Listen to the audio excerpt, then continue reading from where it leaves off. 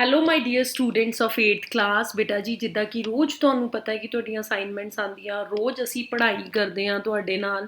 ਤਾਂ ਅੱਜ ਜਿਹੜਾ ਆਪਾਂ ਡਿਸਕਸ ਕਰਨ ਜਾ ਰਹੇ ਹਾਂ ਤੁਹਾਡੀ 8ਵੀਂ ਜਮਾਤ ਦੀ ਅਸਾਈਨਮੈਂਟ ਨੂੰ, ਜਿਹੜੀ ਕਿ ਤੁਹਾਡੀ ਆਈ ਹੈ ਬੇਟਾ ਜੀ, ਉਹ ਹੈ ਤੁਹਾਡੀ ਪ੍ਰਕਾਸ਼ ਚੈਪਟਰ ਦੀ, ਜਿਹਨੂੰ ਆਪਾਂ 16th ਚੈਪਟਰ ਹੈ, ਵੈਰੀ ਇੰਪੋਰਟੈਂਟ ਚੈਪਟਰ।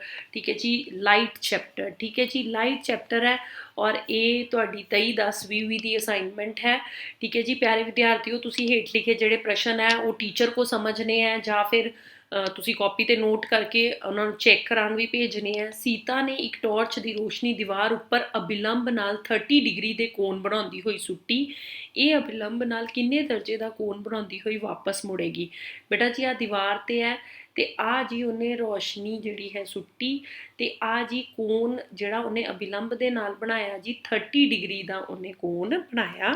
ਠੀਕ ਹੈ ਜੀ, ਤੇ ਇਹ ਕਿੰਨਾ ਕੋਣ ਜਿਹੜਾ ਹੈ ਮੁੜੇਗੀ ਬਣਾਉਂਦੇ। ਤੇ ਤੁਹਾਨੂੰ ਬੇਟਾ ਜੀ ਪਤਾ ਹੈ ਕਿ ਇਸ ਚੈਪਟਰ 'ਚ ਆਪਾਂ ਇਹੀ ਪੜ੍ਹ ਰਹੇ ਹਾਂ ਕਿ ਜਿਹੜਾ ਐਂਗਲ ਆਫ ਇੰਸੀਡੈਂਸ ਹੈ that is equal to angle of reflection. ਠੀਕ ਹੈ ਜੀ, ਜਿਹੜਾ ਮੇਨ ਅਸੀਂ ਪੜ੍ਹਨਾ ਹੈ, ਠੀਕ ਹੈ ਨਾ, I ਬਰਾਬਰ R। ਤੁਹਾਨੂੰ ਪਤਾ ਹੈ ਜੀ ਆਹ ਤੁਹਾਡਾ ਆਪਤਨ ਕੋਣ ਹੈ ਤਾਂ ਆਹ ਤੁਹਾਡਾ ਕੀ ਹੈ ਪਰਾਵਰਤਨ ਕੋਣ। ਤੇ ਇਹਦਾ ਮਤਲਬ ਜੇ ਇਹ 30 ਡਿਗਰੀ ਹੈ ਤੇ ਇਹ ਵੀ ਕਿੰਨਾ ਹੋਏਗਾ ਜੀ 30 ਡਿਗਰੀ। ਇਹਦਾ ਮਤਲਬ ਇਹ ਸਾਡਾ ਆਨਸਰ ਕੀ ਹੈ? 40 ਨਹੀਂ, 63 ਨਹੀਂ, 30 ਨਹੀਂ, 31 ਨਹੀਂ, ਕੀ ਆਨਸਰ ਹੈ ਜੀ 30 ਡਿਗਰੀ। ਕੀ ਆਨਸਰ ਹੈ ਜੀ 30 ਡਿਗਰੀ। ਠੀਕ ਹੈ ਡੀਅਰ ਸਟੂਡੈਂਟਸ, ਇੰਗਲਿਸ਼ ਦਾ ਵੀ ਅਸਾਈਨਮੈਂਟ ਦੀ ਆਪਾਂ ਨਾਲ ਡਿਸਕਸ਼ਨ ਕਰ ਰਹੇ ਹਾਂ ਤੇ ਓਬਵੀਅਸ ਹੈ ਇਹਦਾ ਜਿਹੜਾ ਕੁਐਸਚਨ ਹੈ, Sita throws a beam of light from her torch on the wall of angle 30 degree to the normal of the wall at the point of incidence. At what angle will be the normal will be the light reflected back. ਤੇ ਆਹ ਤੁਹਾਨੂੰ ਪਤਾ ਜੀ ਆਹ ਤੁਹਾਡਾ ਕੀ ਹੈ 30 degree ਦਾ। ਠੀਕ ਹੈ ਜੀ, ਤੇ ਔਰ ਜਦੋਂ ਵਾਪਸ ਆਏਗਾ ਤੇ 30 ਡਿਗਰੀ ਦਾ, ਇਹਦਾ ਮਤਲਬ ਸਾਡਾ ਆਨਸਰ ਕੀ ਹੈ 30 ਡਿਗਰੀ। ਚਲੋ ਜੀ ਸੈਕਿੰਡ ਕੁਐਸਚਨ ਦੀ ਗੱਲ ਕਰਦੇ ਹਾਂ। ਸੈਕਿੰਡ ਕੁਐਸਚਨ ਕੀ ਹੈ? ਰਾਜੇਸ਼ ਦੇ ਮਨ ਵਿੱਚ ਆਪਤਨ ਕੋਣ ਅਤੇ ਪਰਾਵਰਤਨ ਕੋਣ ਸੰਬੰਧੀ ਹੇਠ ਲਿਖੇ ਸਵਾਲ ਸਨ, ਉਸ ਦਾ ਸਹੀ ਉੱਤਰ ਕੀ ਹੋਵੇਗਾ? ਆਪਤਨ ਕੋਣ ਤੇ ਪਰਾਵਰਤਨ ਕੋਣ ਬਰਾਬਰ, ਆਪਤਨ ਕੋਣ ਵੱਡਾ, ਆਪਤਨ ਕੋਣ ਛੋਟਾ, ਕੋਈ ਵੀ ਸੰਬੰਧ ਨਹੀਂ। ਤੇ ਮੈਂ ਤੁਹਾਨੂੰ ਬੇਟਾ ਜੀ ਬਾਰ-ਬਾਰ ਇਹੀ ਕਹਿ ਰਹੀ ਹਾਂ ਕਿ angle I is equals to angle R, ਯਾਨੀ ਆਪਤਨ ਕੋਣ ਕਿਹਦੇ ਬਰਾਬਰ ਹੈ? ਆਪਤਨ ਕੋਣ ਬਰਾਬਰ ਹੈ ਜੀ ਪਰਾਵਰਤਨ ਕੋਣ ਦੇ। ਆਪਤਨ ਕੋਣ ਕਿਹਦੇ ਬਰਾਬਰ ਹੈ? ਪਰਾਵਰਤਨ ਕੋਣ ਦੇ। ਠੀਕ ਹੈ ਜੀ, ਅਗਲਾ ਆਪਾਂ ਕਰਦੇ ਹਾਂ ਗੱਲ ਇੱਧਰ ਤੁਹਾਡੇ ਨਾਲ ਇੰਗਲਿਸ਼ ਦੀ ਅਸਾਈਨਮੈਂਟ ਦੇ ਵਿੱਚ। ਠੀਕ ਹੈ ਜੀ, ਇਨ Rajesh mind following were the ideas prevailing about the angle of incident and angle of reflection. Tick mark the right ideas of Rajesh. Angle of incidence is equal to angle of reflection. Angle of I is greater than angle R. Angle R is greater than angle I. Angle I and R are not related to each other. That is angle of incidence is equal to angle of reflection. ਠੀਕ ਹੈ ਜੀ, ਅੱਗੇ ਗੱਲ ਕਰਾਂਗੇ third question ਦੀ। ਭੋਲਾ ਨੇ torch ਦਾ ਪ੍ਰਕਾਸ਼ ਦੀਵਾਰ ਉੱਪਰ ਅਬਿਲੰਬ ਦੀ ਦਿਸ਼ਾ ਵਿੱਚ ਪਾਇਆ, ਇਹ ਕਿਸ ਦਿਸ਼ਾ ਨਾਲ ਪਰਿਵਰਤਿਤ ਹੋਵੇਗਾ? ਠੀਕ ਹੈ ਜੀ, ਉੱਤਰ ਵੱਲ, ਵਾਪਸ ਅਬਿਲੰਬ ਵੱਲ, ਉੱਤਰ ਦੱਖਣ ਵੱਲ ਤੇ ਕਿਸੇ ਪਾਸੇ ਵੀ ਨਾ। ਬੇਟਾ ਜੀ ਤੁਹਾਨੂੰ ਇਹ ਪਤਾ ਹੈ ਕਿ ਜਦੋਂ ਪ੍ਰਕਾਸ਼ ਅਬਿਲੰਬ ਦੀ ਦਿਸ਼ਾ ਵੱਲ ਪਾਇਆ ਤੇ ਜਿਹੜਾ ਕੋਣ ਹੈ ਯਾਨੀ ਐਂਗਲ I ਹੈ ਉਹ ਕਿਹਦੇ ਬਰਾਬਰ ਹੈ? ਐਂਗਲ 0 ਦੇ। ਤੇ ਓਬਵੀਅਸ ਹੈ ਜੇ ਐਂਗਲ I ਬਰਾਬਰ ਐਂਗਲ 0 ਦੇ ਹੈ ਤੇ ਐਂਗਲ R ਬਰਾਬਰ ਵੀ ਕੀ ਹੋਏਗਾ? Angle 0।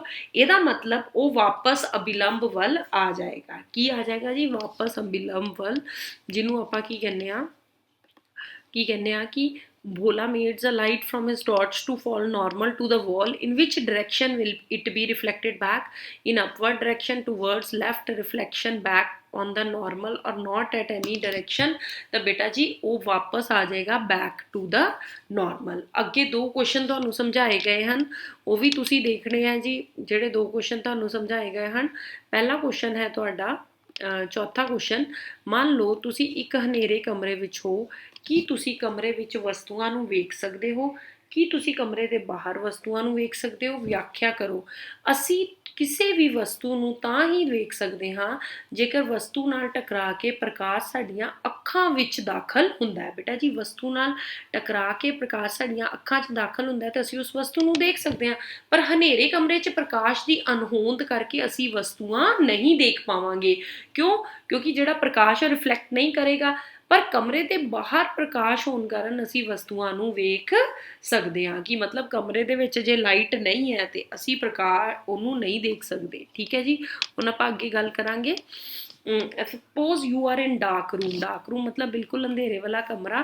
Can you see the object in the room? Can you see outside object outside the room? Explain. We can see object only if light from any source enters our eyes. If we are in dark room, then it is not possible for us to see the objects in the room. However, if there is a light outside the room, ਜੇ outside the room light ਹੈ ਤਾਂ ਫਿਰ ਆਪਾਂ object ਨੂੰ outside the room are visible to us. ਠੀਕ ਹੈ ਜੀ. ਚਲੋ ਜੀ ਅਗਲਾ ਕੁਐਸਚਨ ਕਰਦੇ ਹਾਂ. ਨਿਯਮਿਤ ਅਤੇ ਖਿੱਲਰਵਾ ਪਰਾਵਰਤਨ ਵਿੱਚ ਅੰਤਰ ਦੱਸੋ. ਕੀ ਖਿੱਲਰਵੇ ਪਰਾਵਰਤਨ ਦਾ ਅਰਥ ਹੈ ਕਿ ਪਰਾਵਰਤਨ ਦੇ ਨਿਯਮ ਫੇਲ ਹੋ ਗਏ? ਨਿਯਮਿਤ ਪਰਾਵਰਤਨ ਤੇ ਖਿੱਲਰਵਾ ਪਰਿਵਰਤਨ ਇਹ ਚਮਤਕਾਰ ਅਤੇ ਪੱਧਰੀ ਵਸਤੂ ਤੋਂ ਹੁੰਦਾ ਹੈ. ਜਿੱਦਾਂ ਸਿੰਪਲ ਇੱਕ ਨਾਰਮਲ ਵਸਤੂ ਹੈ ਉਹ ਤੋਂ ਰਿਫਲੈਕਸ਼ਨ ਹੋ ਰਹੀ ਹੈ. ਖਿੱਲਰਵਾ ਜਿਹੜਾ ਪਰਿਵਰਤਨ ਹੈ ਉਹ ਚਮਕਹੀਨ ਅਤੇ ਖੁਰਦੀਆਂ ਵਸਤੂਆਂ ਤੇ ਹੁੰਦਾ ਹੈ. ਇਸ 'ਚ ਪਰਿਵਰਤਨ ਦੇ ਕਿਰਨਾਂ ਸਮਾਂਤਰ ਹੁੰਦੀਆਂ, ਇਸ 'ਚ ਪਰਿਵਰਤਨ ਦੀਆਂ ਕਿਰਨਾਂ ਸਮਾਂਤਰ ਨਹੀਂ ਹੁੰਦੀਆਂ ਬੇਟਾ ਜੀ. ਪਰ ਖਿੱਲਰਵੇ ਪਰਿਵਰਤਨ ਵਿੱਚ ਵੀ ਪਰਿਵਰਤਨ ਦੇ ਨਿਯਮ ਲਾਗੂ ਹੁੰਦੇ ਹੈ. ਦੈਟ ਇਜ਼ ਜਿਹੜਾ ਪਰਾਵਰਤਨ ਕੋਣ ਹੈ ਉਹ ਆਪਤਨ ਕੋਣ ਦੇ ਬਰਾਬਰ ਹੈ.